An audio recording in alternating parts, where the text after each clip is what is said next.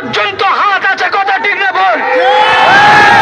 সেই জন্য আমরা ওয়াকফের জন্য ধৈর্য ধরে আছি। যদি এই ওয়াকফ সম্পত্তি গোরস্থান, মসজিদ, মাদ্রাসায় টাচ করতে আসে, আইন তোমরা হিম ঘরে পাস করতে পারো, কিন্তু বাস্তবের ময়দানে গোরস্থান আর ঈদগাহে তোমরা যদি টাচ করতে আসো, লক্ষ লক্ষ জনতা, বাংলার কোটি কোটি মানুষ কিন্তু কাটুয়া এলাকার মানুষ শহীদ হতে প্রস্তুত। কথা ঠিক না ভুল? সেই জন্য কেন্দ্র এবং রাজ্য সরকারকে হুঁশিয়ার করে বলতে চাই যে এই ওয়াকফ সম্পত্তি নিয়ে ছিনিমিনি খেলা করবেন না। আমাদের ভদ্রতাকে যেন ভয় মনে করবেন না। সেই জন্য ওটা ওয়াকফ সম্পত্তির চ্যাপ্টা গেল। এখন আমাদের এসছে কোরআনের বিরুদ্ধে অবমাননা। এই কোরআনের বিরুদ্ধে অবমাননা এটা আমরা মেনে নিচ্ছি না, নেব না।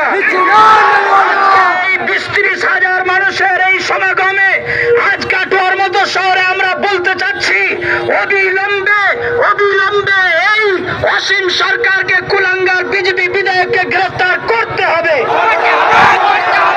শাখা কাটুয়ার সভাপতি মৌলানা রহমতুল্লাহ চৌধুরী সাহেব আছেন, তিনি স্বল্প কথা বলি মৌলানা ইমতিয়াজ সাহেবের হাতে দেবেন। এর মাঝে আমরা কথা বলার দরকার নাই, যেহেতু ডেপুটেশন আমরা দিতে যাবো তার জন্য যাচ্ছি। যাই ২-৫ মিনিট আপনাদের কষ্ট হলো, আমরা দুঃখ প্রকাশ করছি।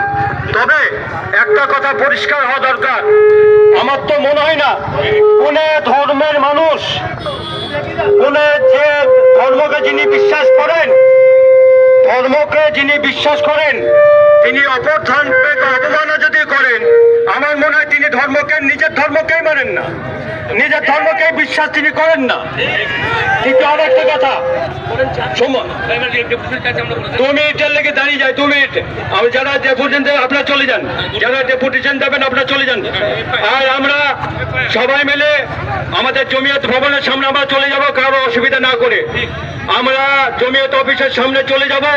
মৌলানা ইমতিয়াজ সাহেব, মৌলানা আরিফুল্লাহ সাহেব, মৌলানা আব্দুল মান্নান সাহেব, মৌলানা খলিলুর সাহেব কথাবার্তা হবে 8 ঘন্টার জন্য।